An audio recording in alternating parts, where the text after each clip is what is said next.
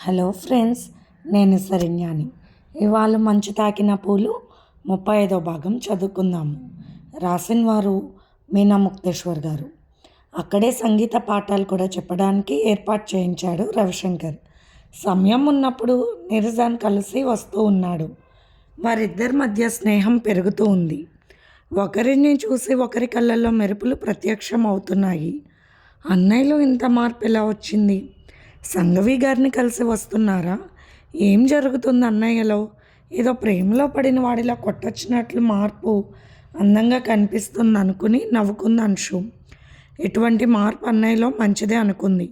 ఆ రోజు రవిశంకర్ ఇంటికి వెళ్ళేసరికి అనసూయ గారి మాటలు చాలా తక్కువ స్థాయిలో వినిపిస్తున్నాయి ఆమె గదిలో నుండి. అంశు అది కాదమ్మా అంటూ ఉంది. అక్కడే బయట కూర్చున్న రవిశంకర్కి మాటలు వినిపిస్తున్నాయి. అయినా మీరు పెళ్ళికి ముందు తప్పు చేయడం తప్పు కాదు. ఎప్పుడు జరిగిందని చిన్నగా అడుగుతున్నారు అనసూయ. అమ్మ రోజు ఫంక్షన్కి వెళ్ళినప్పుడు అని చిన్నగా చెప్తుంది అంశు. అంటే 2వ నెల వచ్చి ఉంటుంది అయితే అన్నారు అనసూయ. పెళ్ళి వారం రోజులు కూడా లేదు. అన్నయ్యకి తెలిస్తే ఏమంటాడో. అయినా మీరు అలా తొందరపడడం తప్పు కదూ. ఆ అబ్బాయి నేను ఇలా లొంగ తీసుకుని నీ జీవితం పాడు చేయబట్టి పెళ్ళి ఏర్పాట్లు చేయించారు కదూ. నువ్వు ఆ సంగవి అన్నారు కోపంగా అనసూయ. అమ్మా, ఆయనను ఒక్క మాట అంటే నేను ఊరుకోను అంటున్నా. అంశు మాటలు వింటూ చాలా కోపంగా పైకి లేచాడు రవిశంకర్. అంశు, ఒక్కసారి రా అంటూ పిలిచాడు రవిశంకర్. పిలిచి డాబా ఎక్కుతున్న అన్నయ్య వైపు చూసి విన్నాడా ఏమిటి అనుకుని చిన్నగా మెట్లెక్కుతోంది అంశు. పెళ్ళేలాగో కుదిరిపోయిందిగా, అమ్మ ఆందోళన పడకండి అని అనసూయ గారితో అంటూ పైకి వెళ్ళాడు రవిశంకర్. లోపలికి వెళ్ళిన రవిశంకర్ అంశు వైపు చూశాడు. ఆ సతీష్ ఇలాంటి వాడని నేను అనుకోలేదు. నమ్మకంగా ఉంటూ నా చెల్లి జీవితాన్ని ఇలా పెళ్ళికి ముందే అంటున్న రవిశంకర్ మాటలు వింటూ అతని కోపాన్ని చూస్తూ ఆ విషయంలో తన తప్పు ఏమీ లేదన్నయ్య. ఆయనను ఒక మాట అన్నా నేను ఊరుకోను అన్నది అంశు కోపంగా. ఇన్ని రోజులు అనాలి అన్నా కూడా ఏమీ లేవు. అంత గొప్పవాడిగా నా మనసులో స్థానం సంపాదించుకున్నాడు. కానీ ఈరోజు పెళ్ళికి ముందే తల్లి కాబోతున్న నిన్ను చూస్తే అనకుండా ఎలా ఉంటానన్నాడు రవిశంకర్. నాన్నగారికి తెలిస్తే చంపేస్తారు. అయితే ఈ విషయాలు ముందే మీకు తెలిసి సంఘవి గారు నన్ను మీ పెళ్ళికి ఒప్పించారా బాధ్యత తీసుకుని వచ్చి అన్నాడు రవిశంకర్ కోపంగానే. లేదు లేదు, నాకు ఈరోజు తెలిసింది. ఈ విషయం సతీష్కి ఇంకా తెలియదు అన్నయ్య. అతను బాధపడిపోతాడు. ఆ రోజు నిజం చెప్పాలంటే నేను డ్రింక్ చేశాను. ఎప్పుడు లేనిది ఎంతో బుద్ధిగా ఉన్న సతీష్ మనసు నేనే మార్చానన్నది అంశు తల వంచుకుని. ఏదో బుద్ధిమంతుడు అనుకున్నాన్ని కాబోయే భర్త అందరిలాంటి వాడే డబ్బు కోసం నేను ట్రాప్ చేశాడు అన్నాడు రవిశంకర్ చాలా కోపంగా. మరొక మాట మాట్లాడే అర్హత నీకు లేదన్నయ్య. నీలాగా బలవంతంగా ఆడవాళ్ళ జీవితాలు దోచుకోలేదు. నాకన్నీ తెలుసు. సంఘవి గారి విషయం అన్నది చాలా కోపంగా అంశు విస్తుపోయి చూశాడు రవిశంకర్. ఏమన్నయ్య, నీ తప్పు ఎత్తి చూపుతూ ఉంటే నీకు బాధగా ఉందా? తప్పు చేయని సతీష్ని ఒక్క మాట అంటే నేను ఊరుకోను. నేను అలా ఎందుకు చేయాల్సి వచ్చిందో తెలుసా? నీ వల్లే. అవును, నీ వల్లే అలా చేశాను. ఎప్పుడైనా నువ్వే సంఘవి గారి జీవితాన్ని పాడు చేసావని తెలిస్తే సతీష్ నన్ను జీవితంలో పెళ్లి చేసుకోడు. ప్రాణం కన్నా ఎక్కువ ప్రేమించాను నేను. నువ్వు అంటున్నది ఆస్తి అధికారాలు అతని కాలి గోటుకు కూడా సరిపోవు. ఎప్పుడు ఏది కూడా ఆశించడన్నయ్య. సతీష్ అలాంటి వాడు కాదు అన్నయ్య. సతీష్ లాంటివాడు ఆరుదుగా ఉంటాడు. తప్పు జరిగిన క్షణం నుండి ప్రతిరోజు బాధపడిపోతూ నా ముఖంలో కూడా చూసేవాడు కాదు. తప్పు నేను చేసి అతనిని ఈరోజు నిందితుడిగా నిలబడడం నాకు ఇష్టం లేదు. ఆ తప్పు చేయడానికి కారణం కూడా నువ్వే. అంటే మన వల్లే ఇది జరిగింది. అంతేకాని ఏ డబ్బు కోసం నేనేదో పెద్ద అందగత్తనని ఆయన నన్ను మోసం చేసి ఇంటి అల్లుడు కావాలని అని ప్లాన్ వేయలేదు. వాళ్ళ అక్కకు జరిగిన మోసాన్ని ఒక మగవాడిగా, ప్రత్యేకమైన మానవత్వం మూర్తి భావించిన వ్యక్తిగా అతను ఒక స్త్రీ బాధను గుర్తించిన విధానం ప్రశంసమైనది. ఆ క్షణమే నేను అతన్ని నా భర్తగా నా మనసులో పదిలపరుచుకుని వెంటనే వేధించి మరీ ప్రేమించేలా చేశాను. అంతేగాని అతను నా వైపు చూడలేదు. అందరూ కూడా వదిలేసిన సంఘవి గారి జీవితాన్ని సమయానికి కాపాడడం, ఈనాడు సంఘవి గారు ఉన్న పరిస్థితులకు పూర్తి కారణమైన ఆమెకు పునర్జన్మ ఇచ్చింది ఆయన. ఆయన నా మనసులో భగవంతుడిగా నిలిచిపోయారు. అందుకే నాకు భయం అనిపించలేదు. కావాలని తప్పు చేశాను. ఏ ఆడది సాహసించని విషయంలో బుద్ధి అన్నీ పని చేసి నేను ఈ తప్పు చేశాను. అటువంటి ఉత్తముడికి ఇల్లాలిగా ఉండాలని ఆశతో చేశాను. ఆయన ఆలోచించే ప్రతి విషయం కూడా ఎంతో గొప్పగా ఉంటుంది. సామాన్యులకు అంతు చిక్కనిది. నువ్వు అంటున్నది డబ్బు పరపతి ఉన్నా లేకపోయినా ఒకటే, కానీ ఆయన లేకపోతే నేను బ్రతకలేను. తల్లిదండ్రులు పట్టించుకోక, ఎవరూ పట్టించుకోక దుర్మార్గం జరిగి చావంచుల వరకు వెళ్ళిన తన అక్క జీవితాన్ని సరైన మంచి దారిలోకి పెట్టినవాడు సతీష్. ఈనాడు నీ చెల్లెలు అతని వల్ల గర్భవతి అయిందని బాధపడుతున్నావు కదా. నువ్వు నాశనం చేసిన సంఘవి గారు ఆనాడు గర్భవతి. నీ వల్ల అన్ని రకాలుగా జీవితాన్ని కోల్పోయింది ఆమె అంటున్న అంశు మాటలు శూలాల్లో రవిశంకర్ గుండెల్లో గుచ్చుకుంటున్నాయి. నా మనసులో నిండిపోయిన నా దేవుడిని ఒక్క మాట అంటే జీవితంలో నేను ఒప్పుకోను. ఈ సమస్య సృష్టించింది నేనే. నీ కారణంగా పెళ్ళి మామూలుగా జరిగిపోతుంది. ఇన్నాళ్ళు తప్పు చేశానన్న భావంతో ఆయన మనసు బాధపడుతూ ఉండేది. ఇప్పుడు పెళ్ళికి ముందు ఇలా అని తెలిస్తే బాధపడతాడు. అందుకే నేను ఒక నిర్ణయం తీసుకోవాలి. ఈ విషయంలో ఎవ్వరు జోక్యం చేసుకున్నా నేను ఊరుకోను అన్నది కోపంగా అంశు. బాధగా అలాగే అక్కడున్న చైర్లో కూలపడిపోయాడు రవిశంకర్. రవిశంకర్తో అరమరికలు లేకుండా మాట్లాడి అతనిని మాట మాట్లాడనీయకుండా చేసిన అంశు మెట్లు దిగబోతూ ఎదురుగా నిలబడి ఉన్న తల్లిని చూసి అలాగే నిలబడిపోయింది. అనసూయ గారి ముఖం వైపు చూసి ఆమె అన్నీ విన్నది అన్న విషయం అర్థం చేసుకుంది అంశు. అలాగే మౌనంగా దిగిపోయింది అనసూయ మెట్లు దిగిపోతున్న అంశు మరొకసారి అన్నగదిలోకి వెళ్ళింది. ఈ విషయాలన్నీ నాకెలా తెలిసింది అని అనుకుంటూ సంఘవి గారిని అనుమానించుకు అన్నయ్య, సంఘవి గారి సంగతి నాకు తెలియదు. నేను నీ గదిలో ఆమె ఫోటో చూశాను, నీ డైరీ చదివాను, అందువల్లే నాకు తెలిసాయి అని నిజం చెప్పి విసురుగా బయటకు నడిచింది అంశు. రవిశంకర్కి ముఖం మీద చెప్పుతో కొట్టినట్టుగా అనిపించింది. అవును, తనెవరినైనా ఏమనగలడు? తనంత మూర్ఖుడు ఎవరైనా ఉన్నారా? విచ్చలవిడిగా తన ఇష్టరీతిగా జీవితాన్ని అనుభవించే తను ఈనాడేమీ ఎరగని వాడిలా నీతులు చెబితే ఎవరు వింటారు? తనది తప్పే. సతీష్ని అనడానికి తనకు అర్హత లేదని ముఖం మీద చెప్పేసింది అంశు. నీకు ఇష్టం లేకపోతే ఉద్యోగంలో నుండి తీసివేయి నన్ను, సతీష్ని.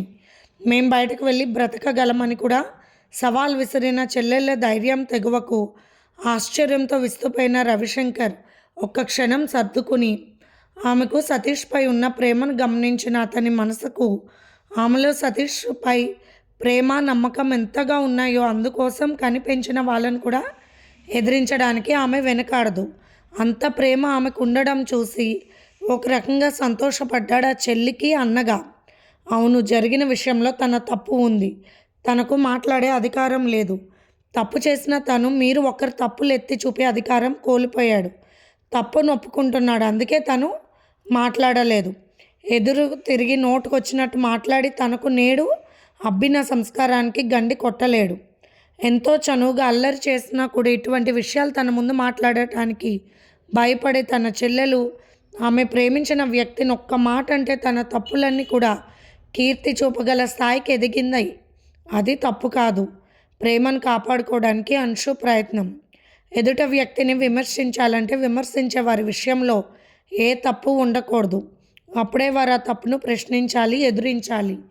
తప్పు ఉన్నప్పుడు మౌనంగా ఉండడమే ప్రధానం. అదే కాక ఆ విషయాలు సంఘవి చెప్పిందేమో అని ఆమె జీవితం నాశనం చేసింది తనే అని తెలిసిపోయిందన్న బాధతో అతని మనసులో వేదన పడుతున్న సమయంలో సంఘవికి ఏమీ తెలియదు అని చెప్పడంతో సర్దుకున్నాడు మానసికంగా. కింద కుర్చీలో కూర్చున్న అంశు వైపు చూసి, అనసూయ గారు, ఈ ఇల్లు ఏమిటో అనుకున్నాను. నాకు తెలియకుండా ఇంట్లో ఎన్నో రహస్యాలు ఉన్నాయి. మన బిడ్డలకు ఏమీ తెలియదు అనుకోవడం ఎంత బుద్ధి తక్కువో ఇప్పుడు అర్థమైంది. మన బిడ్డలు ఎంత గొప్పవాళ్ళో అనుకుని ఎదుట బిడ్డలను విమర్శించడం ఎంతో తప్పో ఇప్పుడే తెలిసింది. నా ఇంట్లో సరైన పద్ధతి లేకుండా నేను సంఘవిని అలా దుయ్యబట్టడం ఎంతవరకు కరెక్ట్? చూస్తుంటే నా ఇల్లే నాకు చాలా చిత్రంగా కనిపిస్తుంది ఇప్పుడు. నా ఇంట్లో ఉన్న పవిత్రమైన పాత్రలే నాకు తెలియనప్పుడు సంఘవిని విమర్శించే హక్కు నాకు ఎక్కడుంది? సతీష్ని నేను మెచ్చుకుంటున్నాను మనస్ఫూర్తిగా. నువ్వు చెప్పిన మాటల వల్లే. ఏమి ఎర ఏమి ఎరగడు, ఆడవాళ్ళ వైపు తలెత్తి చూడాడు అనుకున్న నా కొడుకు అల్లరిగా ఉంటూ అసలు ఏమీ తెలియని పసిపాపలా ప్రవర్తించే నా కూతురు. అన్ని మాటలు పూర్తి చేయకుండా ఆమె తన గదిలోకి వెళ్ళిపోయారు అనసూయ. తల్లి కళ్ళు ఎర్రగా ఉండడం గమనించిన అంశుకి బాధ కలిగింది. అనుకోకుండా లావా విరుచుకు పడినట్లుగా అమ్మ మనసుకి కాసేపు అలా ఉంటుంది. సర్దుకునే వరకు తను కూడా మాట్లాడకూడదు అనుకుని, అమ్మ నేను ఇప్పుడే బయటికి వెళ్ళొస్తానని చెప్పి బయలుదేరింది అంశు. ఇప్పుడు నా కడుపులో పెరుగుతున్న ఈ బిడ్డను ఉంచాలా? అలా ఉంచితే సతీష్ని అందరూ ఒక రకంగా చూడడం నాకు ఇష్టం లేదు. బిడ్డ కోసం నా ప్రేమ ప్రాణాన్ని అందరి ముందు దోషిగా నేను నిలబెట్టాను. అలా ఆలోచించాల్సిన పరిస్థితిని వస్తే నా బిడ్డనే కాదనుకుంటాం. ఈ విషయం సతీష్కి తెలిసినా బాధపడతాడు. ఇప్పుడే హ్యాపీగా ఉంటున్నాడు. అతని సంతోషాన్ని ఎట్టి పరిస్థితుల్లో నేను దూరం చేయకూడదు. ఇప్పుడు ఇలా జరిగితే తను చేసిన తప్పు నలుగురికి తెలిసిందని తెలిస్తే అస్సలు భరించలేడు సతీష్. సున్నితమైన మనసున్నవాడు. తను చేసిన పొరపాటు వల్ల జరిగిన నష్టానికి అతనిని బాధపడుతూ అతని కళ్ళల్లో బాధను చూస్తూ అతనితో తాళు కట్టించుకోలేదు తను. నా ప్రేమ మనసు ఎప్పుడూ సంతోషంగా ఉండాలి. నాకు వేరే మనసు లేదు సతీష్. నువ్వే నా మనసు, నా ప్రేమ, నా సర్వస్వం అని ఆలోచిస్తూ మానసాదేవి గారి హాస్పిటల్కి వచ్చింది అంశు. హాస్పిటల్లో అడుగు పెడుతున్న అంశు సంగవి అక్కడ ఒక పూల తోటలో కూర్చుని వండడం చూసింది. ఒక్క క్షణం అలా నిలబడిపోయింది అంశు. అక్క తమ్ముడు ఇద్దరు కూడా ఎంత మంచివాళ్ళు.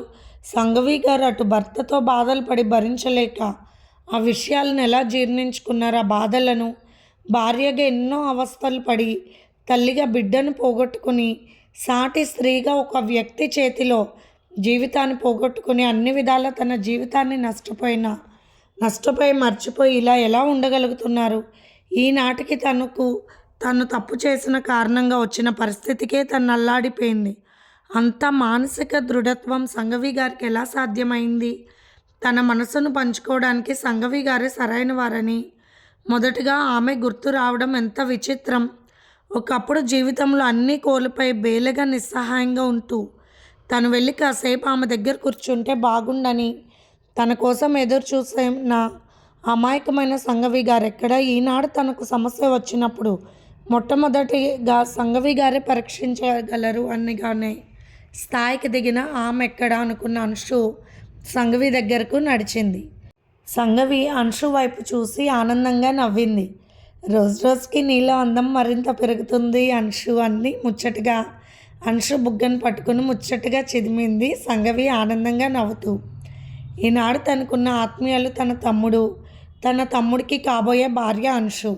ఎంతో సంతోషంగా ఉంటుంది అంశు వైపు చూస్తే సంగవికి.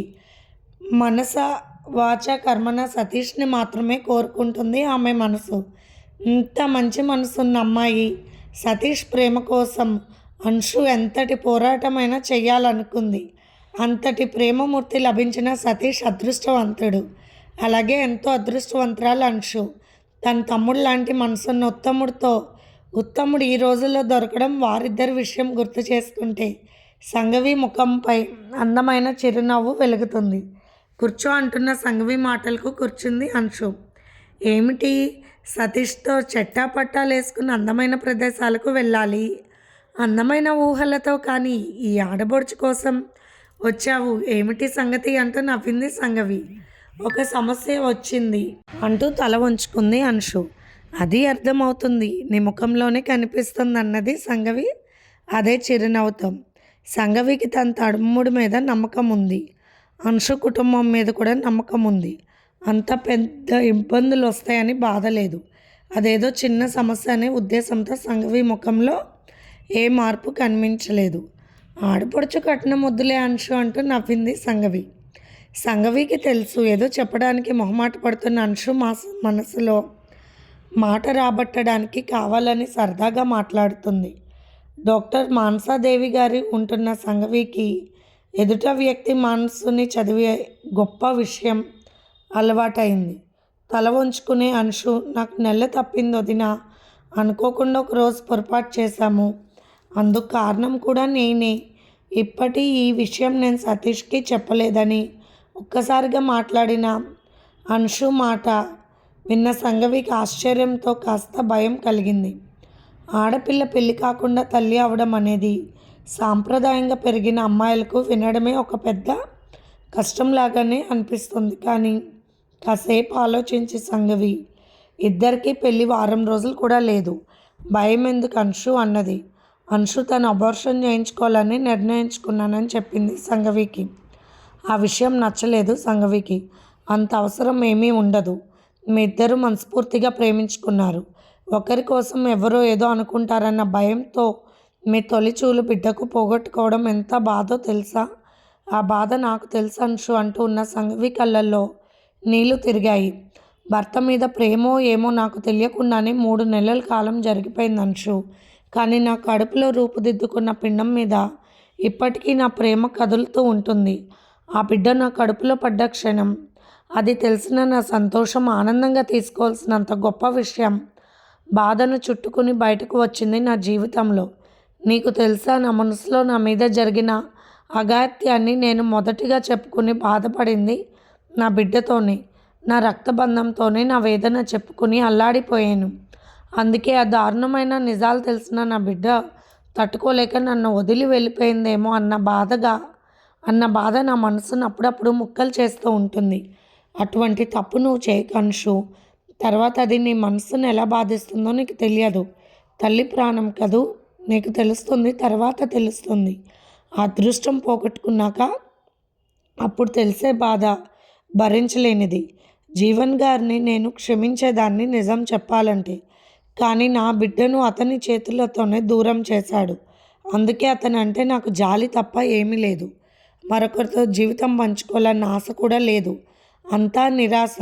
నాకెందుకు వచ్చిందో తెలుసా? నా కడుపులో ప్రాణం పోసుకున్న శిశువు, రక్తపు ముద్దగా ఉన్న నా బిడ్డ ఆకారం రక్తంగా మారటానికి ఎంత అవస్థ పడిపోయానో అది నాకే తెలుసు. నా రక్తం పంచుకొని రూపుదిద్దుకుంటున్న నా బిడ్డ మరలా రక్తంగా రూపొంది నా నుండి దూరం అవుతున్నప్పుడు నేను పడ్డ నరకం అంతా ఇంత కాదు. బిడ్డ మీద తల్లికి అంత ప్రేమ ఉంటుందని ఆ క్షణమే నాకు తెలిసింది. అందుకే చెబుతున్నాను, అటువంటి తప్పుడు నిర్ణయం తీసుకోవాల్సిన అవసరం లేదు. అంశు పెళ్ళి జరిగిపోతుంది వారం రోజుల్లో. ఎవరికి తెలియాలి ఈ విషయం? సతీష్కు చెప్పినా అర్థం చేసుకుంటాడు అని చెప్పింది సంఘవి. ఆమె చెప్పిన విధానం, ఇచ్చిన ధైర్యం అంశుకి బాగా పనిచేశాయి.